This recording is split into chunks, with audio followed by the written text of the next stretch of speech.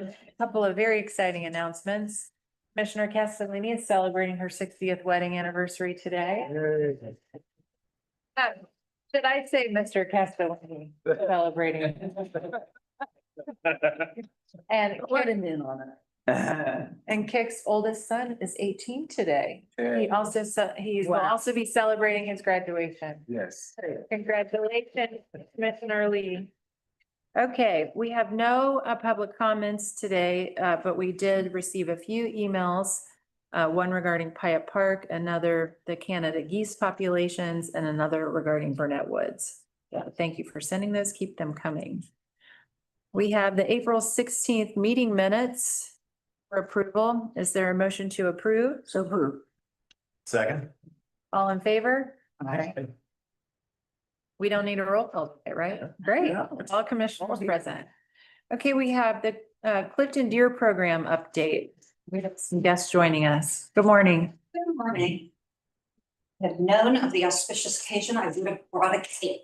I know. That's what I. Or two.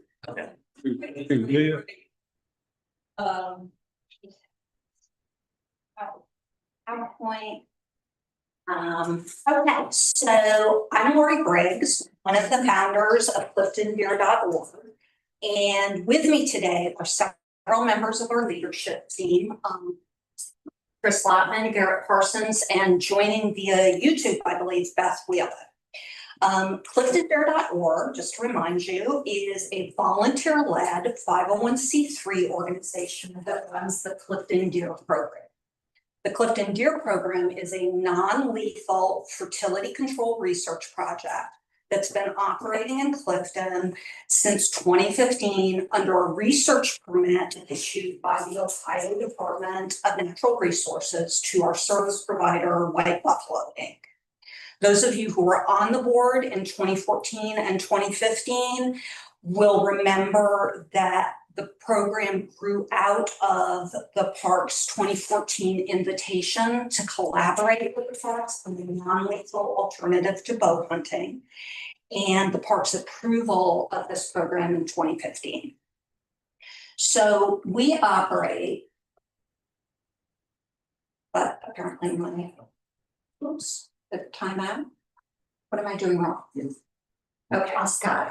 Okay, sorry about that. Technology. We operate in a roughly 1 square mile area that includes Mount Storm Park, Rawson Woods, and Edgewood Preserve. All of Clifton Deer's funding comes from private donations and grants. We haven't reported to this board since 2022, so I'd like to start with just a few important reminders about who we are and aren't, as well as our approach to the fraught topic of deer management. First, we're not affiliated with any group that is promoting the use of immunocontraception in Cincinnati parks, including Cincinnati Urban Deer Advocates, nor are we involved in that organization's petition to ban hunting in Cincinnati parks. That's not us. Second, we do not question the park's determination that deer management is necessary to a healthy ecosystem.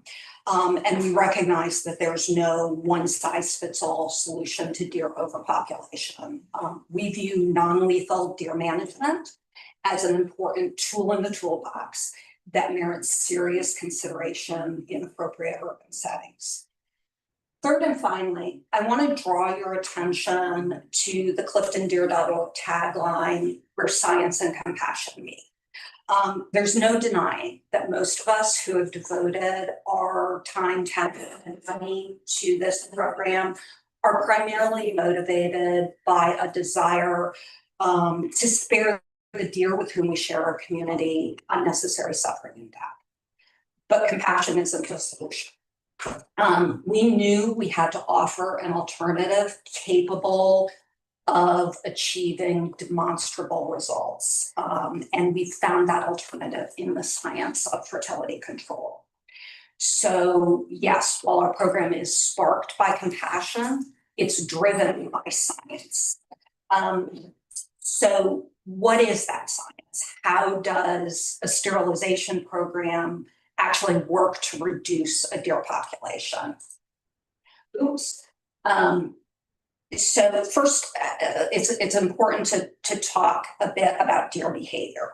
So here you're seeing 3 photos taken in 2018, 2022, and 2025, respectively, of the same family group, all of whom were sterilized in December 2015.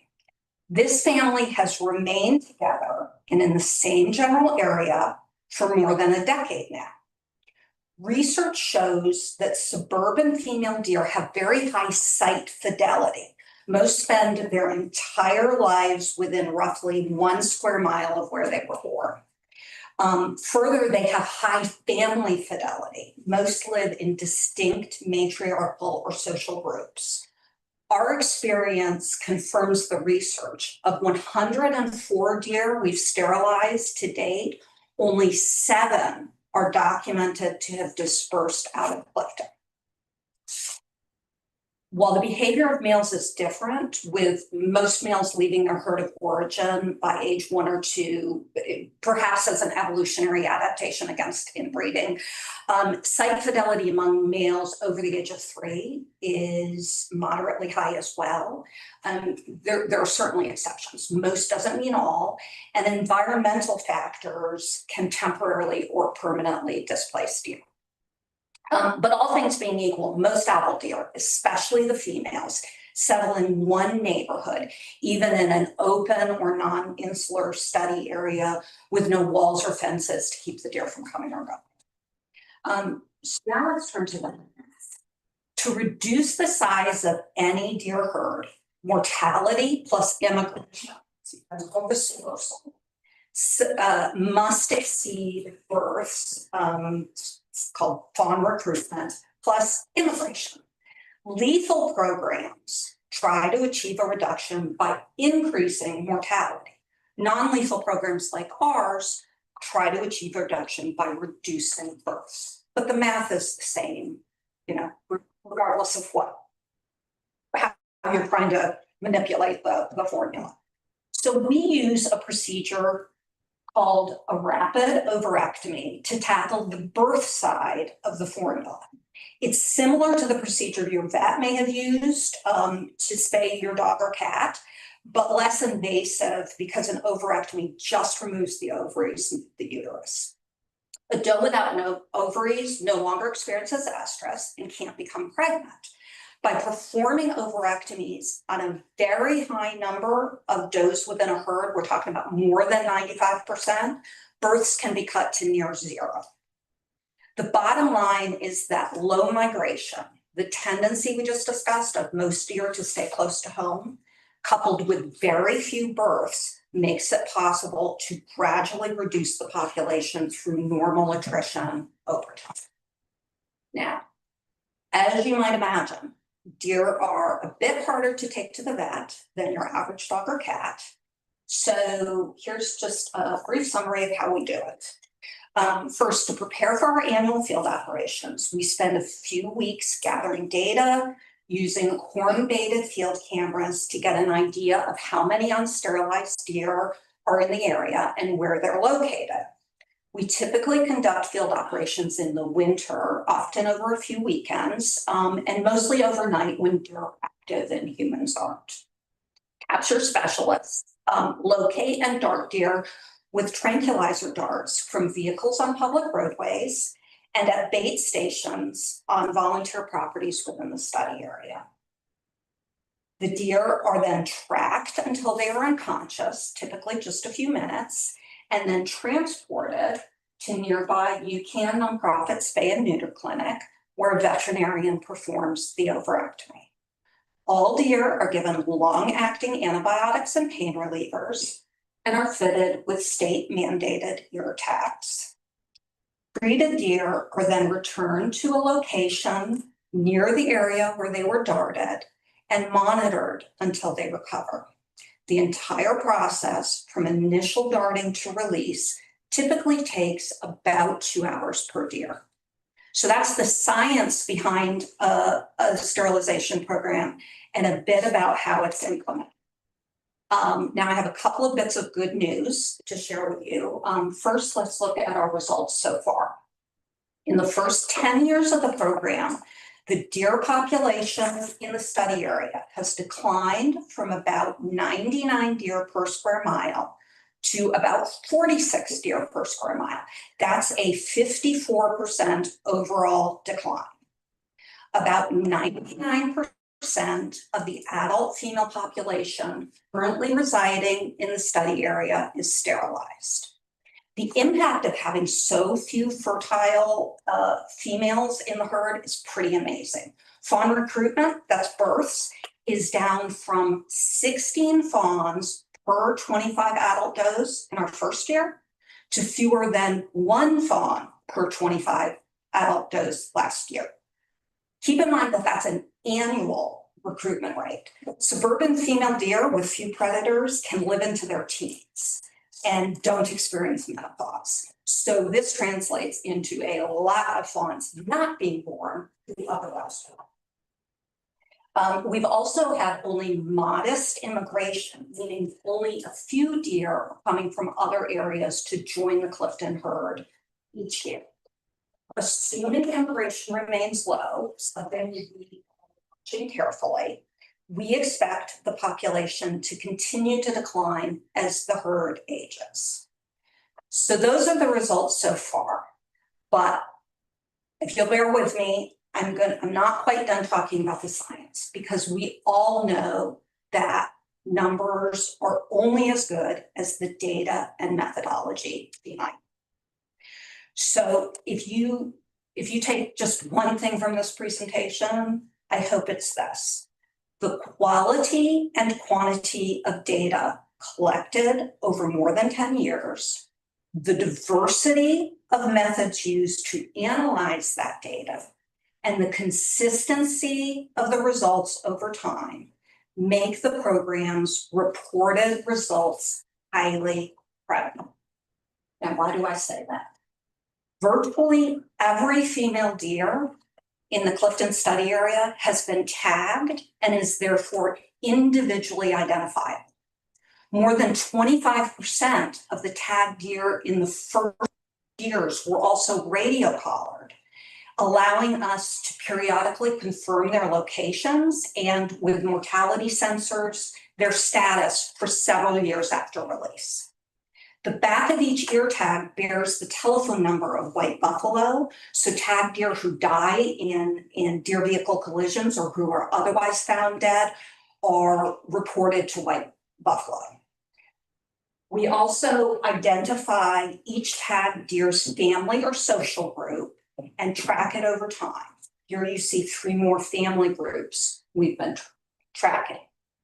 Additionally, mature males are annually identified by their unique antler patterns. My point in providing this detail is that if you can individually identify a very high percentage of the deer in a given area and then follow those individuals over time, you can obtain very credible data, not only about the population at a macro level, but about mortality, immigration, dispersal, and fawn recruitment at a micro level, essentially allowing a census of the deer to be taken every year. This is exactly what we're doing. White Buffalo, our service provider, performs annual population surveys, 11 so far, including the baseline survey conducted in December 2015, using 2 to 3 established estimation methods in addition to the census method I just discussed. Even though each method takes a different approach, the results of each are similar and increasingly virtually identical, suggesting a very low margin of error. White Buffalo reports details of its methodologies, analyses, and conclusions to the Ohio Department of Natural Resources and the Cincinnati Parks annually. In addition to White Buffalo's annual population surveys, We monitor the Clifton study area herd extensively throughout the year, typically through field camera data collected and analyzed periodically throughout the summer, fall, and winter at baited sites throughout the study area. As you can see from these field camera photos and others used throughout the presentation, we use color photo white flash trail cameras to obtain high quality photos at night as well as during the day. We've collected and analyzed more than 55,000 photos of deer in the study area since December 2015. As noted, we can quite literally count the deer in a census fashion. Because of the wealth of data collected over an extended period of time, we know that the research about deer behavior I referenced earlier has been confirmed in Clifton. No matter what time of year we look, we see the same individuals and the same family groups in roughly the same areas of the study area. We're also able to identify behavioral outliers at an individual level. For example, the occasional young buck who stays with his family of origin long after most bucks would go off to find their fortune, and or the occasional adult female with wanderlust. Second, excuse me, as you can see, our annual operating costs are way down as well, from over $40,000 in our first year to an average of $6,000 per year for 6 years running. We've accomplished this more than 80% reduction in our annual operating costs by assuming local volunteer control of key aspects of the operations previously performed by White Buffalo. Most significantly, Garrett Parsons underwent more than 100 hours of intensive training, both in the classroom and in the field, over a 3-year period to become a fully qualified darter and capture specialist. Additionally, our partnership with UCAN's Spay and Neuter Clinic gives us access to UCAN's state-of-the-art surgical suite. As a result of these factors and investments in capital equipment that we make, as you can see in the gray there, that we make every 5 years or so, we've been able to conduct field operations for the past 6 years using mostly skilled volunteer labor, resulting in very cost-efficient operations. And perhaps that's, third and finally, I want to note the positive media and national recognition that the Clifton Deer Program has brought to Cincinnati. We've been featured in an Animal Planet segment on the Discovery Channel that aired in the US and Canada, and in a Michigan Public Radio podcast, interviewed by the Sierra magazine, invited to present at an international wildlife conference, and we regularly receive calls from communities around the nation seeking advice on how to start a sterilization. And perhaps best of all, the Clifton program is contributing to leading edge science. In 2021, the Clifton program was one of 6 programs around the nation whose research results were published in a peer-reviewed article in a leading scientific journal. We're really proud of the program, and we hope you are too. We respectfully ask for the park board's continued support of the program, and also encourage the parks to seriously consider whether, in light of the program's proven success, there are other Cincinnati parks in which using sterilization would be feasible. Thank you so much for your time and attention, and I'm happy to field any questions you may have.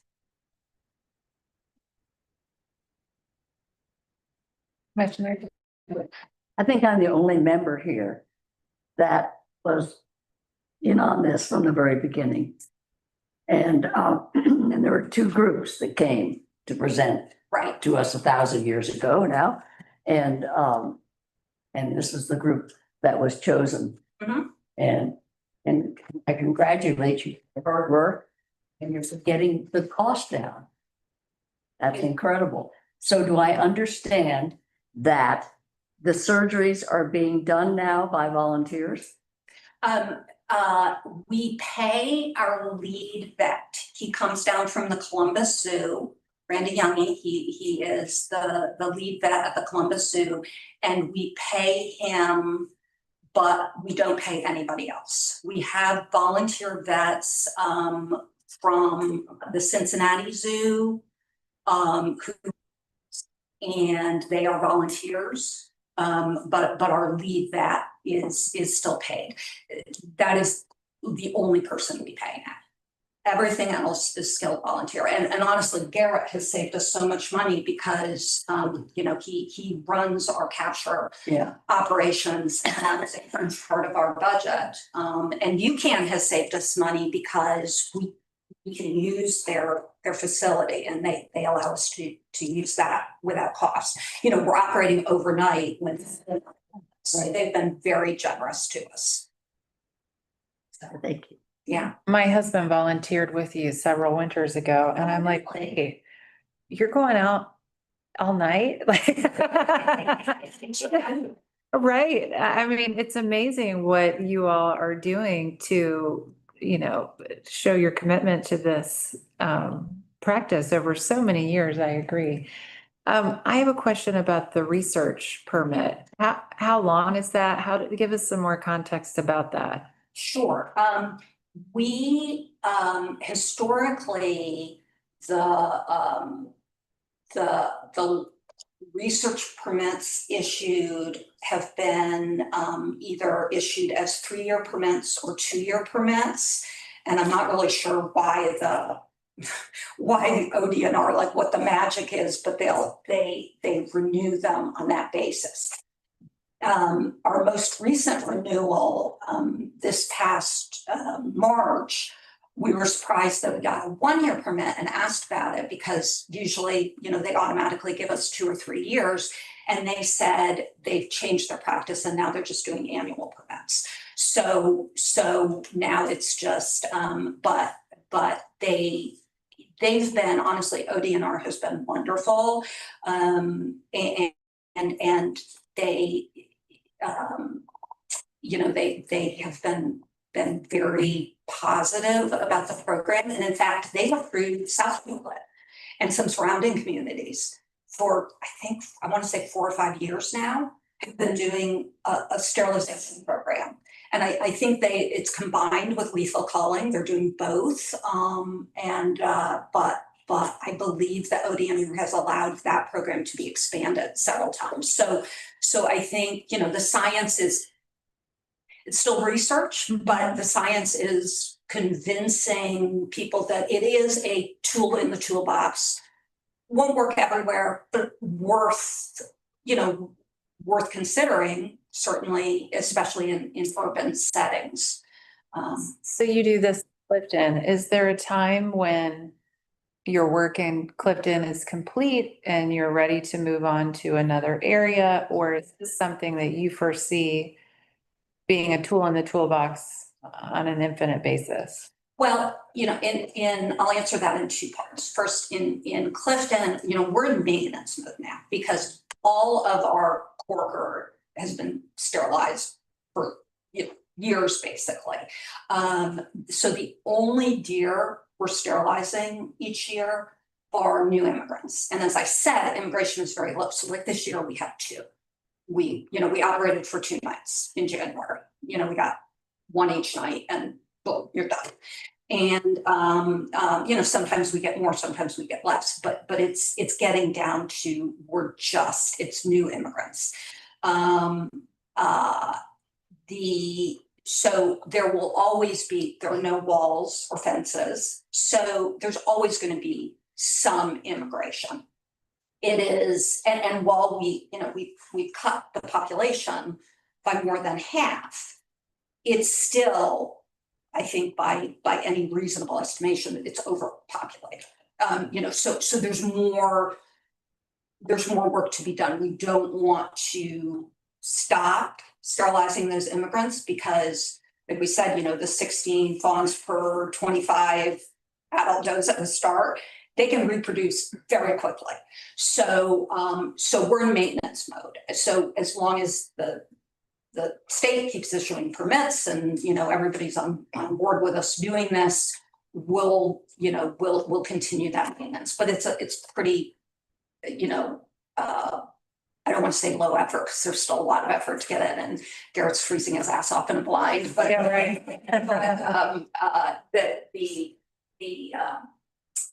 we'll continue that.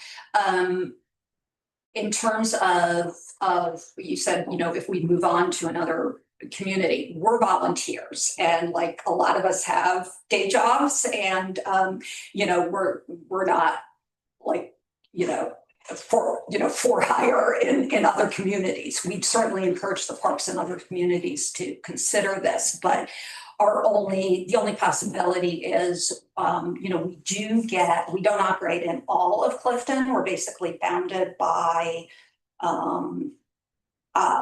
I-75 and Ludlow and Clifton Avenue. So there's more of Clifton, and we've been approached by neighbors like in the Lafayette Circle area and, across on the Cincinnati state side, saying, can you expand the program? And we've said, well, we would need approval to do that. And, part it's a capacity, as said, volunteers, but we'd potentially be interested in accommodating those neighbors in the future if we got regulatory approval to do that. And honestly, because, some of our costs are fixed, like, our liability insurance is whether we're getting, one deer or 15 across the street, it's going to be the same. So there would be some cost efficiencies. If we expanded, we wouldn't suddenly bounce back up to, our original costs. But in terms of going to other communities, that would certainly help other communities, but we've got our day jobs. So anything else? Thank you. Thank you very much. Thank you Thank very you. much for your attention.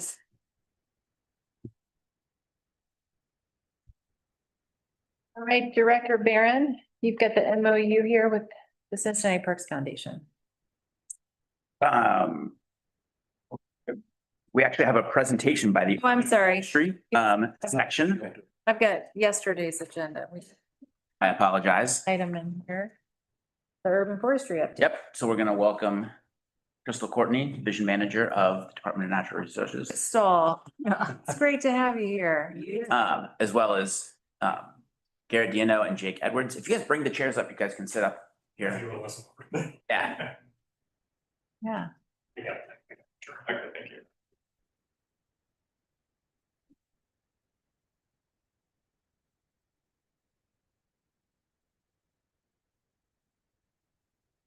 But I guess I'll start.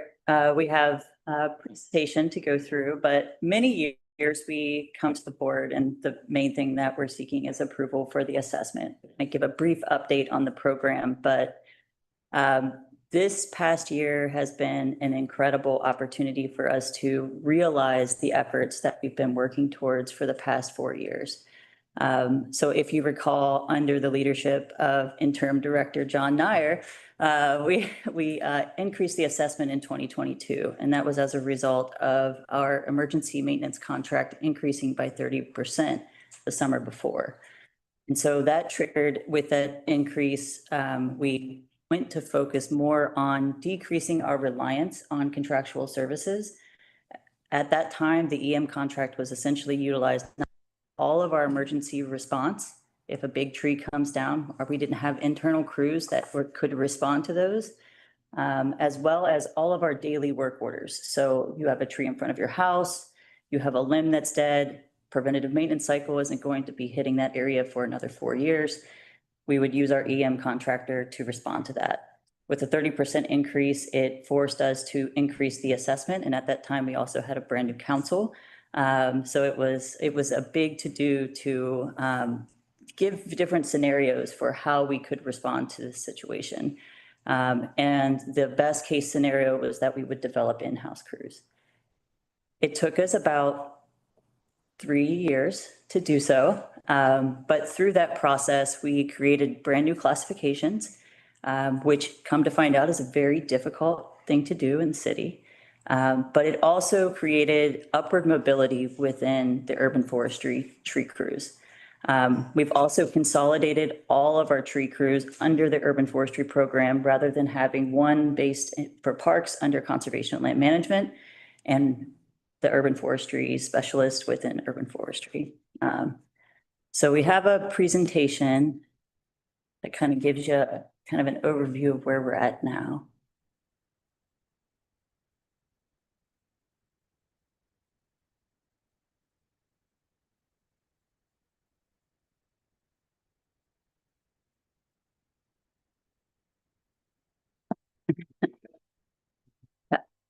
So this is one of our recreation specialists, actually, part-time folks working in Crone Conservatory to prune the trees back from the glass ceilings. But honestly, I think through this time, I've been so impressed with what this team has been able to do. We were able to hire our first urban forestry tree crews in this past fall. And so today we're here to give an update on really how's it going? Are we actually decreasing our contractual alliance? So if you want to go forward. That's what we're going to go over. Maybe shift one more. And this is our current makeup. And as you can see, we have many vacancies still to fill. But under the leadership of Garrett Diano, who took over the urban forestry program a couple of years ago, that's really where we started to think through. At that time, he had been running the tree crews in conservation and land management as that crew leader. But with his leadership in urban forestry, we were able to pull everything under one umbrella. So with that, we hired a tree maintenance crew leader. Is that right? Yes, sorry. Tree crew. We have Maintenance crew leader. we have a few crew leaders. We have the lead arborist, and we have the maintenance crew leader. So yes, Jake Edwards is our maintenance crew leader. Before that, he was working with the national parks out west. Prior to that, he was actually one of our foresters for the South District. So we kind of let him on loan to the federal government for 2 years, and he came back. So with that, I'm going to turn it over to Garrett to go through kind of the high level, and then we'll bounce around to give you some insights into how we're doing. Yes, and if I'm looking at my phones, because I have the presentation here, because I tried to print it off, but the printer refused to cooperate. So Well, who needs paper, right? we try to minimize our carbon footprint. So, yes, as Crystal mentioned, current makeup that we have on the books, we have 3 arborist 1s, 4 arborist 2s, 2 crew leads. Those are both of our crew lead positions are filled. And we have our 4 foresters, Jake and myself. That makes up your urban forestry team. That takes care of all the trees in the right of way and within parks across the city. And one of our, it's a little touchy today. Okay. One of the major challenges of any new team is building the workforce. So we are 9 months into our new hires and having them in position. Since then, the trainings that we've been able to provide have been chainsaw operation, chipper usage, truck maneuverability and towing, skid steer and mini loader operation, traffic safety and work zone setup, fundamentals of tree pruning, aerial lift operations, tree climbing, basic rigging, rope work and knot work, and stump grinding. I cannot tell you how proud I am of our team. They have taken to it remarkably well. Both of these people in here are new. They're both new hires. They really had very limited climbing experience. In that photo, they're about 60 to 70 feet up in an oak tree. They're doing phenomenally. I can't speak highly enough of them. Of all the positions we put out as well, the arborist one had the most, I guess, diversity and interest. So a lot of young people applied for the positions. It was really an honor just to interview all these folks that were interested in this kind of work. So, and under the leadership of Garrett and Jake, really cultivating that next generation of arborists, which was part of the vision from the beginning.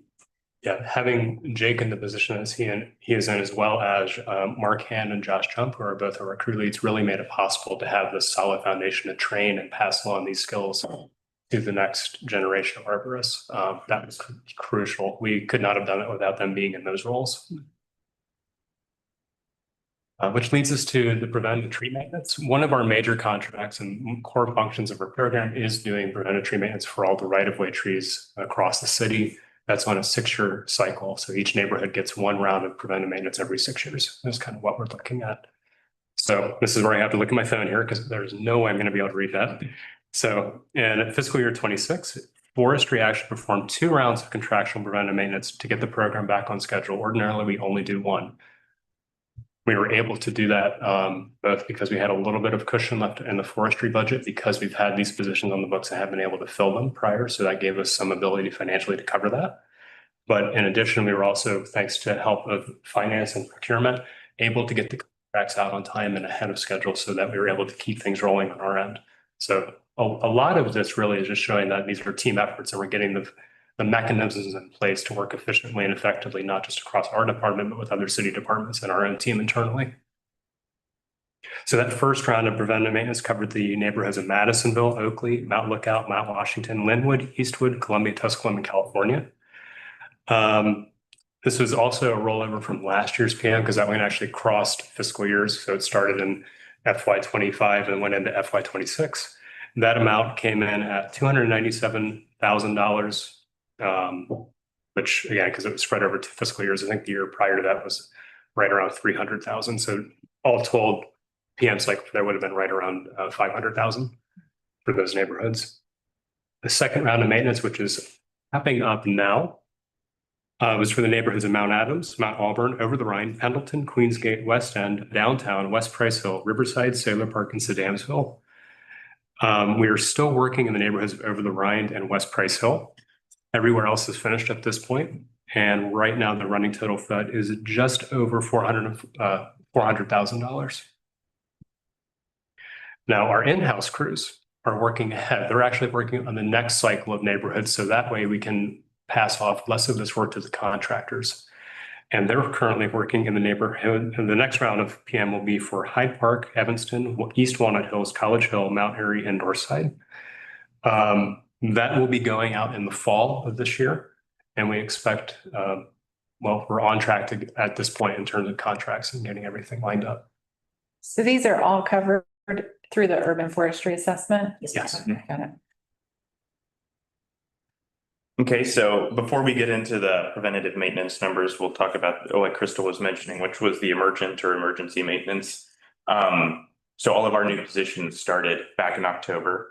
And so because we were so reliant on contractual services for our emergency maintenance, which would be removals that come up for dead, dying, diseased, or structurally unsound trees, or an emergency pruning, there was a lot of backlog.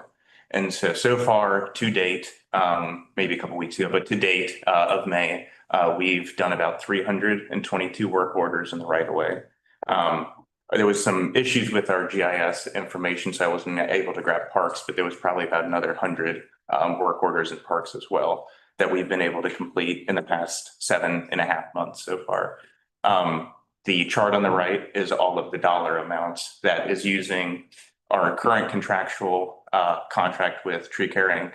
and all the work orders that we've completed. So those 322 work orders in the right of way have seen about $159,000 savings so far that we've seen just in these past 7.5 months for our in-house crews. And once again, that's not even including the parks ones, which probably have another $50,000 to $60,000 worth of savings as well that we would not have to pass off to our contractor.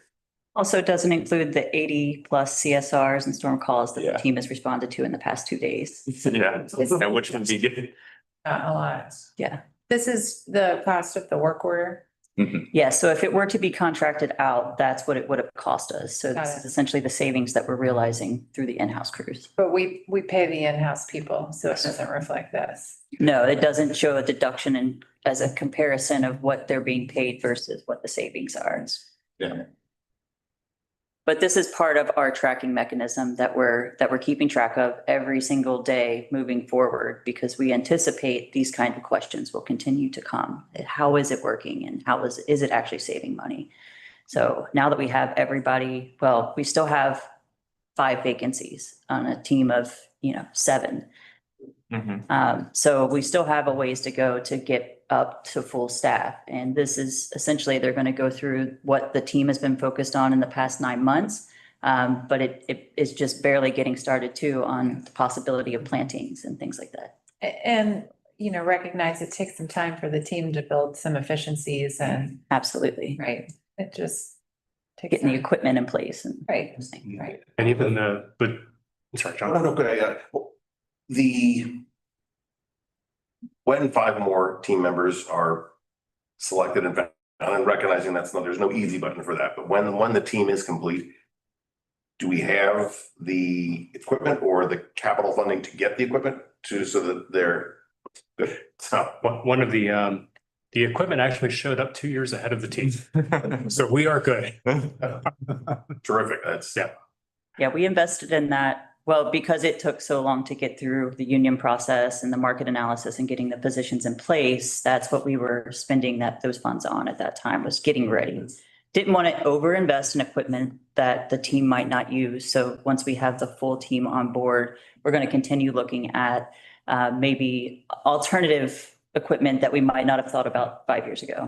And actually, we're kind of talking about building those relationships across departments and both internally. We have seen, as we've worked closer with fleet and also with our own team members, that the turnaround time for equipment and vehicles actually has gone down substantially from when you were the interim director. You remember years to acquire. I remember being just a Yes. process to get in place. So that's To give you an example, in this fiscal year, we were able to get 2 trailers and another piece of small equipment in, I believe, about 6 months, which for the city is the speed of light. I mean, Yeah. really, that's phenomenal. clearly Jason's better than I am. Global economic trends are COVID days. Yeah. Okay, so these are the actualized numbers for our preventative maintenance now that Garrett was talking about with those 6 communities. We are actively working on these right now. The start of this process is I took every single street essentially in all of these communities. Looking at them through our tree inventory, I accepted or rejected certain streets, and based off issues that we wouldn't be able to deal with like electricity, we don't deal with like primaries or secondaries. Or if it's too large where, a contractor, if it's like a 30-inch, tree or something, we would be able to do that right now in-house. So those are the numbers that we were able to pull for each one of those communities. And totally, we will be pruning about 4,600 trees in those 6 communities, and we'll be contracting out about 4,000 of them. We've already completed College Hill as of, I think last week or the week before. And then we'll be continuing on with High Park, which is about, I think 20% of the way through right now. So very messy slide, hit the next one, because there we go. These are the numbers. So these are the numbers officially. The projected contract costs without in-house crews are about $950,000. The projected contract costs due to the in-house crews will end up being $494,000. And then so the savings would end up being in a total of $447,000 in contractual savings that we would have had to send out to our contractor. So what is the investment in the in-house crew? Don't we have to add that to the? That's all at the end. Yeah. Okay, Yeah, we have a big summary slide at the end. right.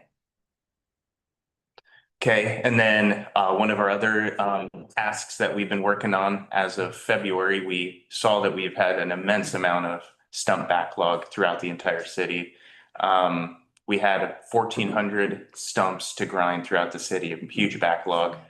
As our process of finding, we've also found another little over 100. So really it was a little over 1,500 stumps throughout the city that needed to be ground. A lot. So we were having some issues with our contractor at that point. And so we, as of like, I think it was February, middle of February, we took over the stump grinding in-house, well, some of it in-house, but through Tree Crew for both in-house and managing the contract itself as well, to try to catch up on that huge backlog. So as of May 1st, we've done about 700 of them already. The next slide.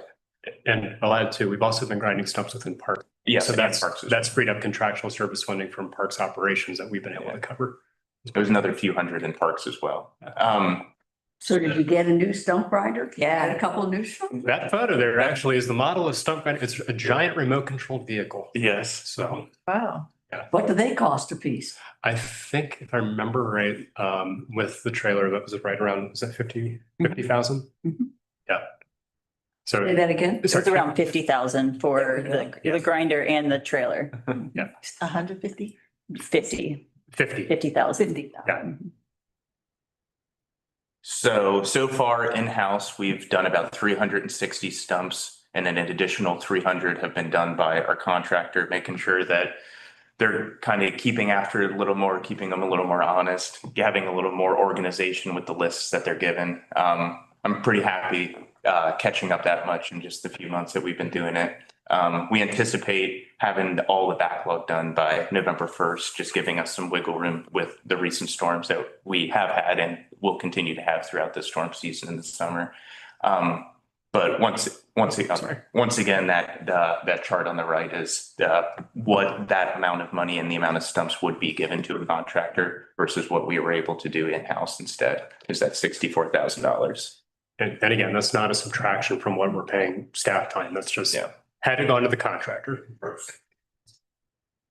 And then the other thing that we've started doing as of just a few weeks ago, starting with our Arbor Day, is starting to plant in-house as well. There's been enormous increases in our planting contractor over the years, incredibly high amounts per tree planted. So we're starting to do some of that, at least to supplement what our planting contractor is doing, and to try to provide a better service for for the citizens. So we've only done about 12 so far because we just started doing this. We have another 35 on delivery that will be there Tuesday. So far just the 4,200. That 35 trees will end up being about $16,000 worth of contract services as well, once those are planted next week as well. And then we also plan to do another round of in-house planting for those districts in the fall as well. Probably about similar numbers. Yeah. It's great. Yeah, and then we're also working with 3CDC on that too, where they've agreed to provide watering and kind of that first year of care for them for up to 30 trees as well. So kind of building those community partnerships as well to really strengthen our program and put us in a good position. Yeah, we noticed our planting contractor, when we've had them water, it was about it was like an increase in the contract of like $300,000, or it was an immense amount of 10%. increase. Yeah, for having them water. So that's one thing that we've been looking at doing in-house as well, as watering all of our newly planted trees to make sure that they survive. Yeah, and with the current planting contract, we're paying about 300% of what the wholesale price for the tree would be. Yeah. When you factor in what their time and labor is and then the water requirements and a 1-year guarantee on the plant. So are you wrapping the trunks of these trees when you plant them? we generally don't do a trunk guard unless there are areas of the city where deer are prevalent. Okay. You may have seen a presentation just prior to this. We do have deer guards and we do put them on trees. We don't require, that's generally something we do in-house. We don't pay the contractor to do that. We'll run around after we're doing our planting checks and put them on. All right, I'll have to catch up on my presentation here. Apologies. Okay. All right, here we go. So the takeaway here, looking at the storm response for 26, and again, this does not include this week's round of adventures in the fund. That probably would have added another $20,000 that we would have had to send out to the contractor just for those 2 days. Total savings for right of way, we were anticipating. I don't think we have a running total actually from what I'm seeing here. Or is that total there, that whole column? It's both of them. It's both of them. Okay, sorry. So for parks and right of way, if we had sent everything out to the contractor, not including this week, would have been $27,000 that we would have had to pay for those services. The really big takeaway though from this is the service provided by our crews. Typical response time for a contractor is 2 hours to get on scene and actually get the issue resolved. Our crews is about 30 to 40 minutes. In terms of services, we provide a better response time, I will say. I think just yesterday, actually, Jake and I knocked out about a dozen call outs within the span of about 2 or 3 hours. So that's really what our strong point is with this. Yes. Yeah, just the last 2 days alone, we've got 88 storm calls. So that's just one little storm event can really add a lot of things on. From every time between 1 a.m. to Yeah. normal business times. Yes. So Does all of the equipment live at Ludlow or is it, okay, so you disperse, but it's still a relatively central location, but conceivably at some point more dispersed. We also have, We hold some equipment at Warder, but most of our daily drives are all at Ludlow. yeah, so then here's the grand summary of what we have seen so far. So this is if we had sent everything to the contractor, totals that we would have, that savings in terms of contractual services are right over $7,000. Had we sent everything that we've done in-house to our contracts. Largest savings at this point have been in the preventive maintenance contract. That's about 440, or just shy of $450,000. That we were seeing in savings, EM 160 roughly. I'd say that probably the biggest potential for looking at additional savings is going to fall underneath that planting contract, as well as continuing on the preventive maintenance side of things.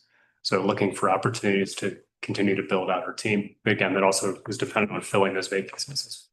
And the one thing I'll add in here too, which is what you were mentioning, Molly, was the way that we budget for our crews is we take their top salary and then add in another 30% basically for their kind of step up increase, benefits, all that. And that comes out to roughly about little high 80s, I think, if I'm remembering right, like $87,000, $88,000 per month for what we currently have. We unfortunate situation with our arborist too, but he's not with us anymore. So with our current staffing, it's about that high 80s, and we're seeing about a little over $100,000, $110,000 worth of work a month is what we're producing in-house. So that's that cost balance versus what city's paying us versus what we're producing for the city. Yeah, and I should say the arborist too, that was through no fault of his own. Yeah. He has another position with a very great tree company right now. But just, there's a story there. We'll do that later. Anyway. John, do you have a question? 750,000 is 7 of 12 months of the fiscal year, so we could approximate $100,000 a month in, say, if we were to annualize that, it's not unreasonable to think it would be $1 million, $1 million, $2 million range. I think what I'd say is it's probably early to start making big guesses. The preventative maintenance number, for instance, they said they've done 1.5 neighborhoods. So that's going to be for this entire preventative maintenance cycle. I think the big picture takeaway is that Crystal and before Crystal, or before you even, and then with me now, has made this shift to an in-house crew. And I think this is showing that the big kind of idea behind that is paying off, which is that we are saving a mass amount of money that we were paying to contractual folks, and we're bringing that in-house. One of the things when they told me about this early days, it fit in with kind of my belief and something I talked about when I was interviewing with many of you, which is it's important to control your own destiny, right? And as Garrett mentioned, when we call out to Tree Care Inc. and we say, hey, there's a tree down on John Street and John has just called me and it's a mess. Can you please come? Can you please come? Okay, thanks, right? But now they're on their way, right? And so what we're doing is we're allowing ourselves to be much quicker. Just today, they were telling me about 2 trees that they inspected yesterday. Some citizens called in and said, hey, these are hanging over the street. They said they had put in a work order to Tree Care Inc. and they're like, no problem, we'll be out next week, which is a totally reasonable amount of time. Garrett and Jake were like, not on my watch. And so our crews were there this morning taking those trees out. And so what we've been able to do, and again, we're 7 months in, so we could make generalizations. And I think, Molly asked some questions about, but what is the cost of these folks?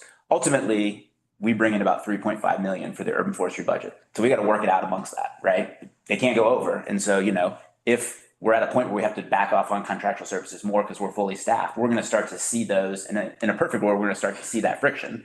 Do we have too many staff? Do we still need contract work for this much? We're going to be adjusting all that.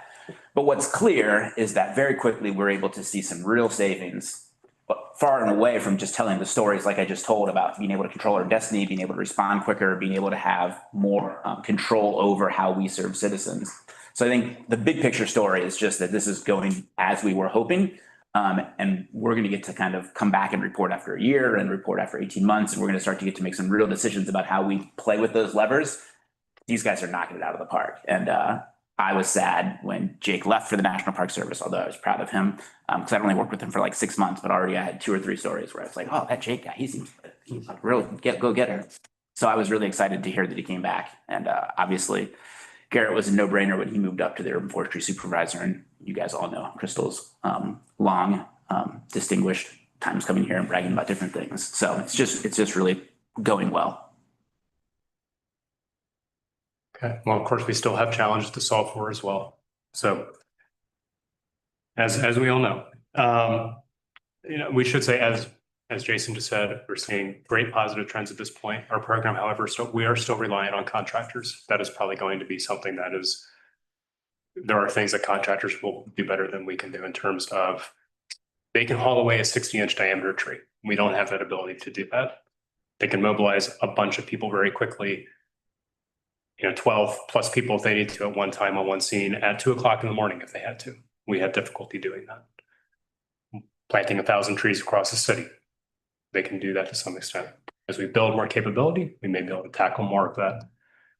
But with that too, in FY23, we saw increases of 300% with some of our contracts. That's something that is very difficult to plan for in your budgets when you see in your bids come back. So we have to be aware of these things that for instance, 3 of our major contracts are going to be going out to bid next year.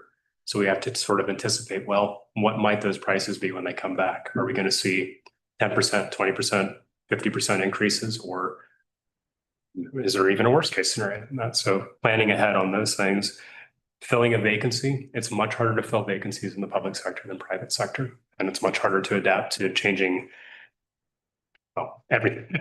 It's much harder to adapt. There are things that we can offer though that the private sector can't. And that's, we have great benefits. We have a wonderful team. I can't speak highly enough of that as well. And I'm very proud of the fact that we have an excellent working culture as well. I think we have one of the most inclusive and positive work environments you could ask for, frankly. I'm just curious. As you're using these contractors less, are they coming to you and offering to work for less money? We're 7 months in, and the 3 big contracts that are going out are all our term contracts. So that's stump grinding, that's the emergent, and so we haven't realized it yet. And I think what we've been contemplating is, like Garrett said, a 300% increase in our planting contract, right? Like that is huge, where we were paying $200, $300 a tree. Now we're paying $6 to $9. So it is like, that might be an area that we weren't thinking about 4 years ago to use in-house crews for. As we start to get these contracts back, we have that fluidity to say, maybe it's cheaper for us to contract out emergent issues in work orders. And maybe we focus our team's efforts on planting to decrease those contractual costs. There's also just a priceless value to having a Cincinnati Parks logo, a Cincinnati Parks employee with their professionalism show up in front of your house. Yeah. That is a service, that is a direct service to the community and building trust in the government daily. I think that is just, for me, one of the most priceless pieces of this work. Garrett, let's bring it home. Okay. I think you all should stand up and take a bow. The last slide. Yeah. So these are the contracts that are coming up, and then we'll continue to build out our staffing, as I was mentioning, for future budgets. And when we come back in December for the next round of the urban forestry assessment, we'll be sure to include all of those kind of cost analysis that you've asked for as we start to ideally finish building out the team. And I will say one. Currently, what size is your team and what is the projected size? We are, So I always have to do the head count. And just go back to slide 2. Yep.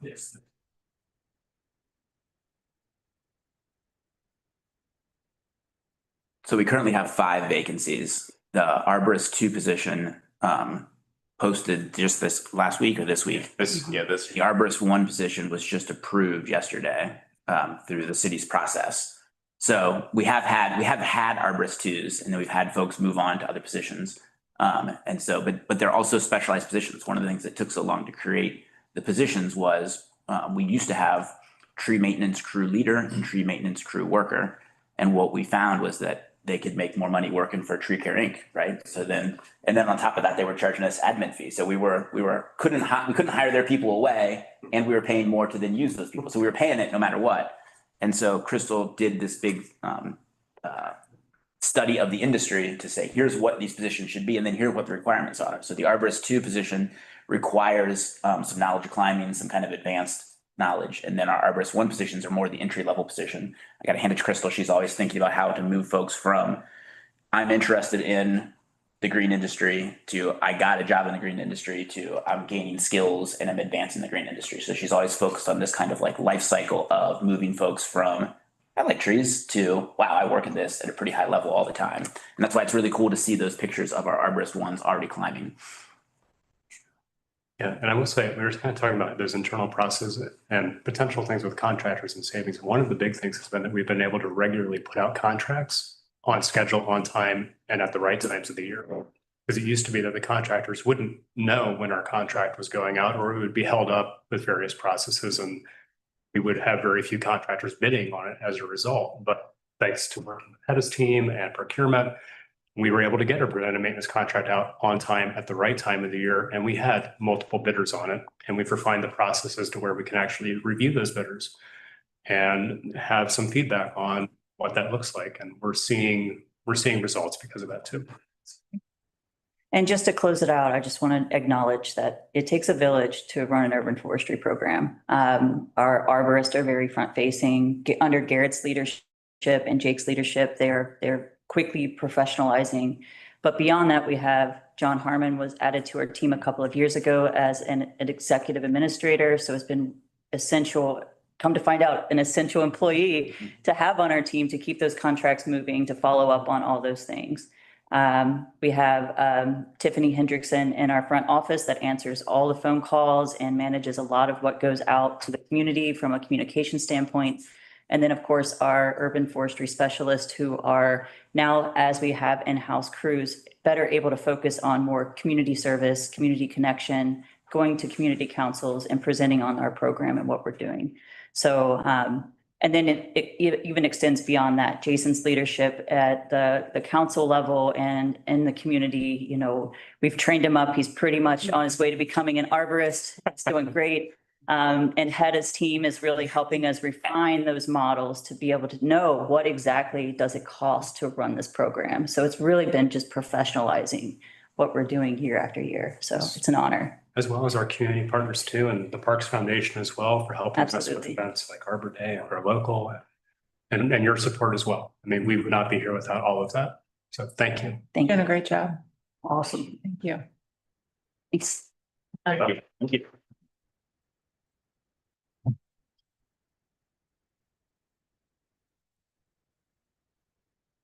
I'll add, while you're kind of up here, Crystal, that you know, we have to look at the parks over a length of time because it's a lot, right? There's a lot to do and what we do takes a long time.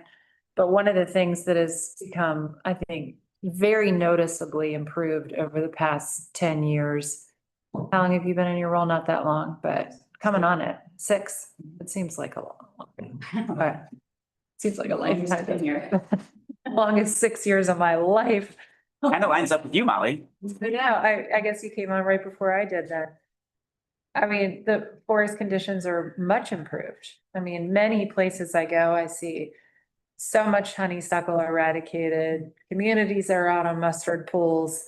The urban forestry program has made so much progress, so it takes a long time to make the kind of progress that you've made, but it's, you know, you got a plan and you keep working your plan and you're making a lot happen. So well done. Congratulations. Thank you so much. It's an honor. Now we have the MOU, Correct. So Parks Foundation. we brought this to you in March. This is to expand the MOU or to clarify kind of something that was like, I think in the margins of it, but to clarify specifically that the foundation can donate travel and can donate services in kind to the city and then specifically parks. And so we passed this in March. The foundation's board looked at it. They wanted to add a little bit of language to make sure they felt like what their vision for this addition was. And so that is in 2D1, so the first kind of paragraph of underlined language that we add in after travel expenses, we add in related to a foundation event, and then for a city employee. So it's just a slight addition to some additional language that we want, and then we just wanted to bring it back for you all to approve that. Is there a motion? So moved. Second. All in favor? Aye. Great. Thank you, Foundation. Excellent. Okay, now Travis, you're up. Good morning. This morning, I have 3 action items for your consideration and approval. So I'll run through those first, and then in the update section, as usual, there's multiple project updates in your report. I'm not planning to go through all of those, but one of them I've got I want to spend some time sharing with you, and then, of course, take any questions we have about any of the others.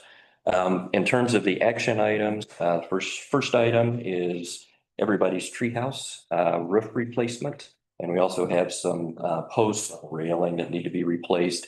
I brought this up in my report last month, wasn't ready for the action. We were still waiting on, wasn't ready for your action. We were still waiting on the cost estimate. We now have that.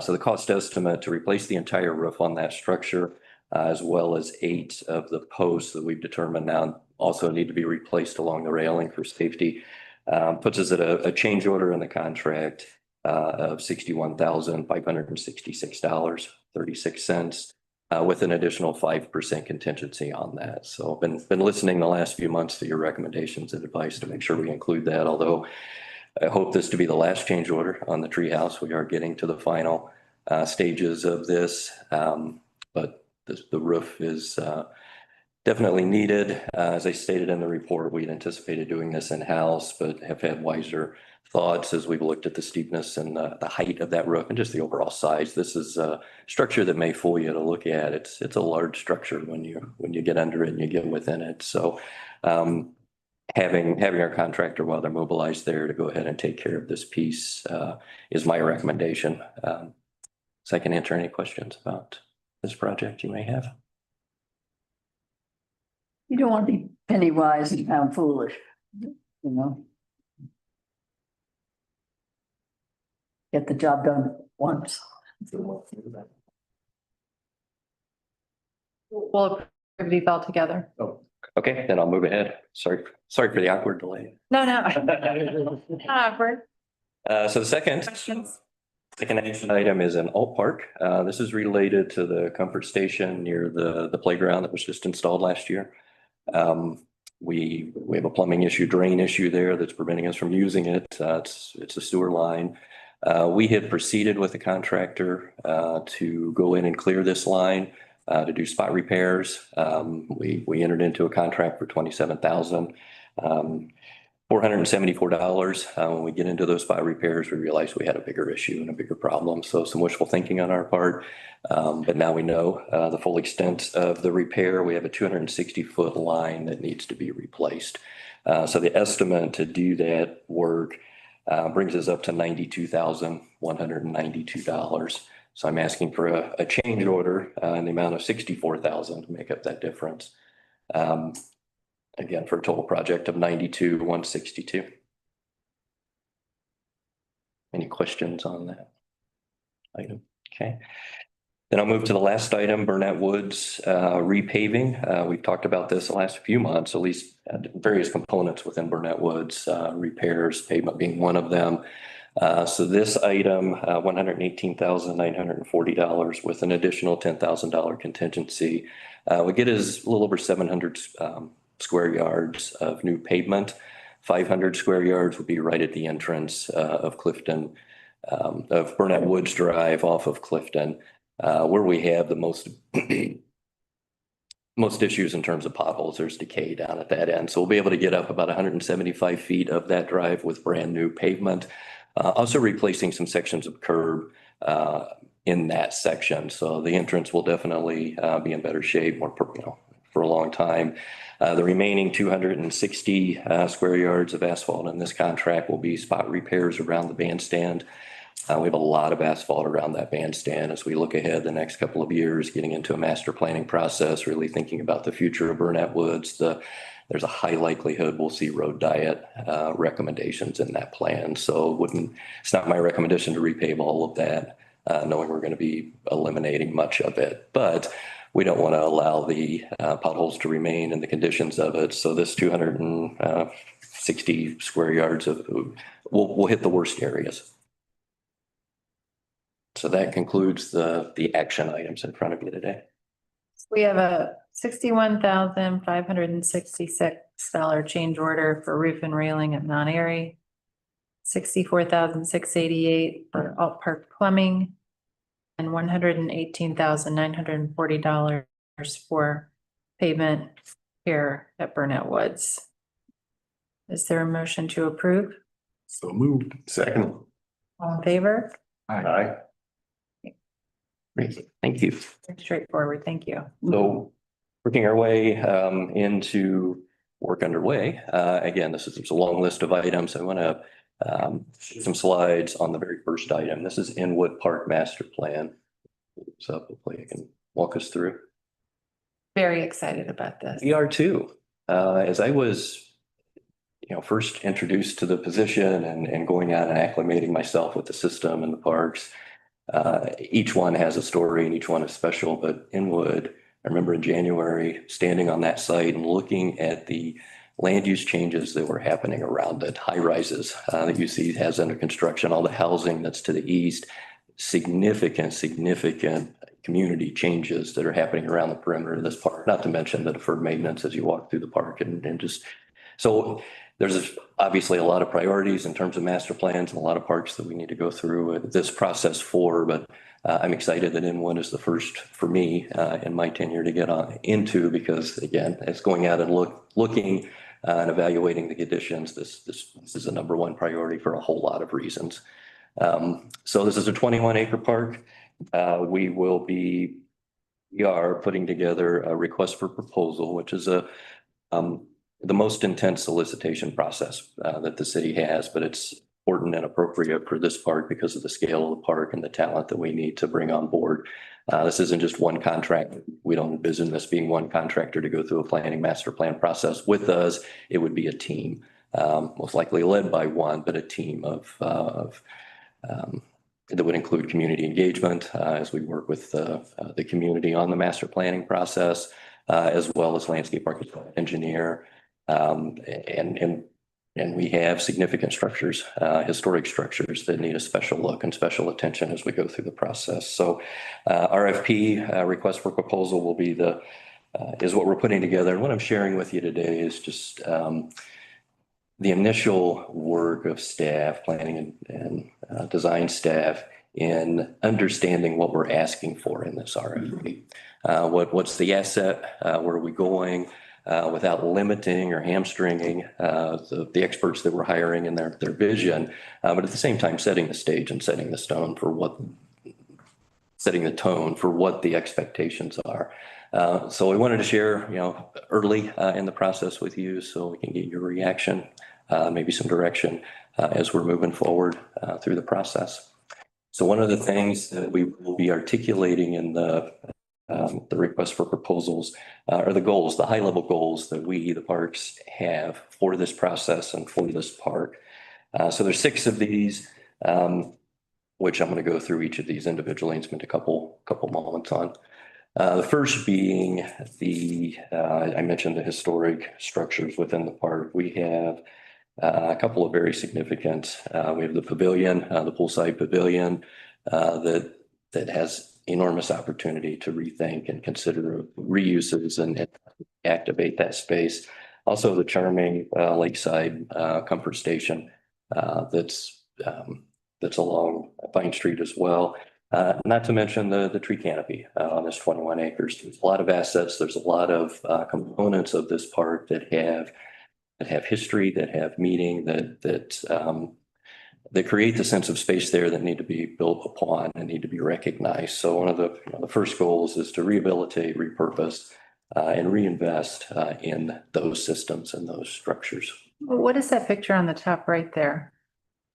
That is one of I believe that's a memorial that's down on the road, and flag that's on that. Apologies.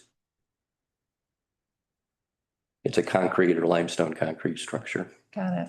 But there's a variety of memorials through the park but I don't know the significance of the one that we selected there. Things we'll be digging into. I know. There's a lot to learn about this park. Establishing a safe, visible, welcoming park environment. One of the things through our process at Glenway, working with the community there, more eyes on the park, we were led to a template, a national template, CPTED, which is Crime Prevention Through Environmental Design Strategy. So we were, this was new to us and our team. So we, again, thanks to the community and community engagement processes, you never know where there's gold and where you're going to learn something. So we've been diving into this to understand it better. It's applicable in every park, but certainly in this one. So we're articulating that as a specific goal and a framework as we're articulating to potential vendors to lead this process, assist us in this process to gravitate towards and as well. I mentioned activation earlier of the structures, and that's really a goal. So as we talk about activation of the park, understanding who the current users are, who the future users will be, the changes, the land use changes, the development that you see and the directly to the north, the housing that's directly to the east, the changes in the neighborhood, and that's going to bring maybe a different user, different type of user, different interests and to this area, to this park than has been there over the last 100 years. So understanding that, tuning into that, which we'll do through the community engagement process, of course, but identifying that as a goal. This isn't just to preserve what we have. This is to activate and understand how we can use these assets to our advantage now and as best as we can predict into the future. Leveraging the improvements and the investments within the park as a catalyst to the surrounding neighborhood. Certainly opportunity along Vine Street and in all directions of this park for what we hope to be continued investment in those communities. So recognizing that, and as we're going through the planning process, engaging the stakeholders that are part of those decision makings, helping to inform them and learning what could be a catalyst in our investment for theirs and for future investments surrounding, whether that be housing or commercial or other things that we're not even envisioning yet. But identifying it as a goal to make sure that that's one of the 6 front and center items that we're focused on through this process. Ensuring that the park maintains that sense of place. So I've already mentioned a few times the history there. It's evidence in the structure, evidence in the tree canopy, but making sure that as we move forward that we're not only recognizing and preserving, but we're doubling down on that. And we're, if we can, identify what that special, unique sense of place of Inwood is and incorporate that through the design.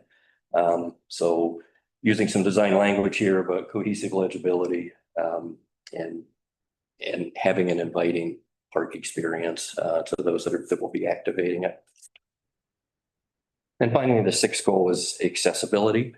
And we have rolling topography, as we do in many parks, but certainly here. There's a high part of the park and a low area and an area in between, making sure and look at the surrounding neighborhoods coming into the park. There's geographical issues, making sure we're thinking about accessibility in those terms and others. We have huge opportunities with transportation and metro service up and down Vine Street and even to the north. So understanding the accessibility challenges, barriers, and working into our design, integrating ways to overcome that long-term and permanently is identified as one of the 6 major goals. So I'll pause there. I've got a few more slides just to look at more specifics of the park as we're moving forward, but I'll take any questions on these goals. These are critical. This is setting the tone and establishing the expectation for who we're going to be hiring to lead this process through this RFP process. So anything missing, any reaction? When do you plan to start community engagement? Great question. So the community engagement is ongoing. in earnest in the RFP, it would be once the team is established, one of the things we'll be asking for in the RFP is a community engagement process to be articulated for us. Obviously, our team will be very well part of that. The RFP process, so after today, we'll be continuing to work on the RFP. It'll be July before, at the earliest, before this would hit the street to get a response. The RFP process is a few months in the making. So by the time we get a team on board, we're looking at early 27. But once the team is in place and once we're under contract, one of the first things we'll be doing is the outreach, engaging stakeholders. So not just community outreach, but stakeholder engagement and blending that. And I would expect that to begin at early 27, certainly the first quarter of 27 would have that underway. In some ways, starting today, because this is a public event and a public meeting. So any comments and suggestions, the door's open. Any other questions there? Otherwise, I'll wrap it up with a few. The only other question I have in your RFP, it just came to mind, the Parks Foundation hosted a learning event. How do we get this RFP out in a way that we can gain enough response from some real thought leaders in parks? Great question. So I think that comes back to the stakeholder engagement and acknowledging, and I didn't go through the fine print on the slides and hard for me to even read some of this fine print. Apologies for that on the slides, but we've obviously there are the foundation, Metro I mentioned in terms of transportation and access, University of Cincinnati, we can't deny is a huge stakeholder in just for the vicinity and the location, as well as other community, multiple communities that surround. So beginning articulating that in the RFP that we know who large stakeholders are that we expect to be included in this process makes sense. So that could be transparent right in the RFP and listing institutions and listing organizations by name that have already been involved, expressed interest, or that we would want to approach and do our best to engage. Not that we can force engagement, but do our best to make sure that they're at the table and we accommodate that. I think it's from the perspective of an RFP preparation is the best way to ensure we cover that. Be more specific. Will our RFP be for local organizations, or will you cast the net more broadly? Is there a basis for doing so? It'll be a wide casted. So at events like OPRA, the Ohio Parks and Rec Association meeting, or NRPA, the National Recreation and Parks Association, which is in Philadelphia this year, I'm always looking to meet firms that design everywhere. And then one of my questions is always, do you have an office locally? And not that totally matters, but just through Cincinnati. Yep. And so we'll want to get it out to all of the design firms that are local when we put out the RFP for the Sawyer Point Playground and landscape architecture work around that. We got 4 to 5 responses. So we got a pretty good response, but those were all local. But we're always casting a wide net. So within the last 6 months, there was a firm out of DC that has an office in Indianapolis that was just kind of cruising through. So we're like, let's take a meeting. And I told them about the Inwood RFP upcoming, and they followed up every once in a while to kind of that out yet. What's the timing on it? And so we're trying our best, as with all things, to get the widest net possible to get the most competitive and creative and strongest responses to that RFP. I don't recall this. We approved the installation of a basketball court there a while back, but not been installed. So we never came up with a great spot for it. And so it was part of something that was before me. Was the basketball court was removed as part of the Hollister property sale of the recreation property. And then there was a commitment to bringing a basketball court back. There wasn't a great spot to put a basketball court that wouldn't then prevent us from doing something as more of a cohesive thing. So we met with the community a couple times. The community liked putting a basketball court in that north triangle that's kind of separated across from Hollister. But there wasn't a great spot that wouldn't impact some trees that were around there in the drip line. And I'll be honest, we just kind of didn't have real conviction around it. My gut has always been that we needed to wait and have that as part of the larger conversation. And so on some level, I've kind of been listening to see if we're hearing from the community that there's this like unmet need. And I haven't heard that overwhelmingly. And I guess if we did, we could advance that quicker. It was like a $300,000. We got a couple rough estimates to put in a basketball court under a previous kind of recreational asset contract that mostly CRC was managing. So it's not a great answer other than my gut is that I kind of came in and it was like, well, we need to get the basketball court in quickly. So we started down that path. As I took a wide lens at it, new in my job, my gut has always been it needed to be part of the overall plan. That way we make sure it fits in right rather than build a basketball court and then do an overall plan. It's like, okay, well, but we got to build it around this basketball court. But any directional guidance? I still strongly support basketball here. I think when it comes to basketball courts, my sense is you're not going to get a lot of kids being like, hey, I want my basketball court back. So this might not be things that you hear from the community. And these basketball courts were used, even in horrible condition. So my sense is that there is demand for those basketball courts that have been removed. So I hear you on making it part of the master plan. I think one of the holdbacks here is there have been improvements over time made in the park that ideally would have been at least aesthetically cohesive with a bigger plan. So those will be things that are pre-existing conditions that you work around. A great question and a great segue into my final slide, Right. final couple of slides. So this identifies the existing components that are there. So what we're starting with, Lori, some new, some old, some in between. And then we've taken a step, staff has taken a step, and I got to give a shout out to Andrew Campbell on staff. I would have had him here today to do the presentation or vacation. So, and I didn't want to deprive him of his vacation. So we supporting with that, but he has spent quite a bit of time in identifying the delegate value, meaning the design vision for the team that we want to hire and that expertise and that fresh vision and look that we expect, but setting the stage and the tone and communicating what we already know to be givens on this site. So the way we're approaching it is by taking this 27-acre area, which is large, and dividing it up into 6 to 8 unique zones, unique areas that have different opportunities, facing them, different challenges, and articulating those. So just wanted to share that with you to give a flavor, make sure you're in agreement that this makes sense in terms of method. Again, it's a fine line, it's a delicate balance, because we don't want to limit what would be a great idea that we would never think of. That's why we're hiring the expertise to come in. But at the same time, we want to hit the ground running with this. And that's the objective with this illustration. And this would be included in our RFP packet as we package this up. That concludes the slideshow and my update on Inwood, but happy to answer any other questions. Question, yeah, I don't know that this could get legs, but if in the earlier parts of the design process, it's apparent that there is an optimal spot for the basketball, because there was a community commitment there, and I'd like to honor that as quickly as we could.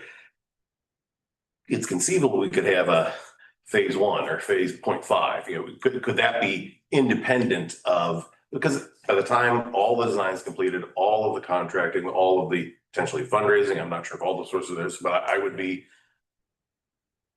amenable to that if that were a choice, if that were an opportunity to more quickly deliver that. And that's a great suggestion, great observation, just in terms of how we could potentially phase. And it kind of comes back to the sub areas that I had on that last slide.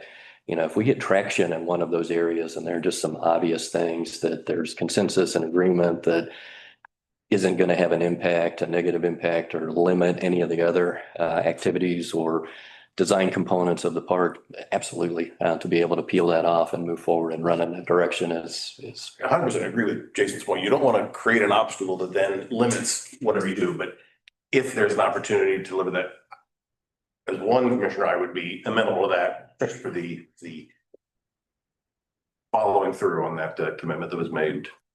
I agree. The sooner the better. In fact, when we sold the land, that's what this commission said is let's replace the basketball court as soon as possible. So it being, I don't even know, 5, 6, 7 years out is that wasn't the goal. All right, this is great. Great context, great feedback, great input. So basketball court noted. Don't forget about art. Okay. Art belongs in the parks. Lots of opportunity for it. And already in this part. So, but yeah, definitely. Awesome.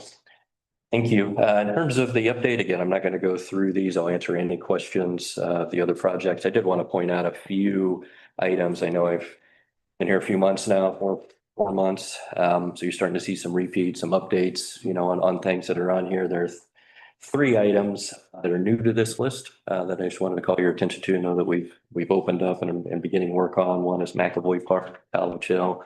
So we're beginning to build some planning steps there. The Central Avenue Maintenance Facility, that's one we have a target of having that open for our mechanics, for fleet mechanics by November. So we're on that and getting estimates to make the improvements necessary in that structure to accommodate that in November.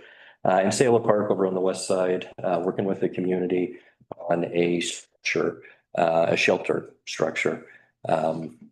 They've multiple events and having something the bands could be housed within, as well as, picnics, more passive activities. There's a need, there's, been surfaced to us a demand for that. So we're working with that community so you'll see that one in future months as we're moving it forward. With that, I'll conclude my update and again, answer any other questions that you have.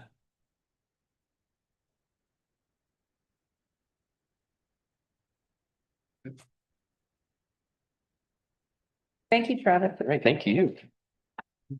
Getting started on new things already. Awesome. So thank you. Thank you. Thank you. All right. Let's see, where'd my agenda go? Got myself lost in my paper here. What's next, Jason? Update from CFO, Head of Survey. Good morning. Lots of presentations this morning. I can keep mine brief. We are 10 months through the year in these financial presentations that you have. About 83% of, we're tracking a little bit lower than 83% on our expense spend, which is great. Highlights of the financial piece include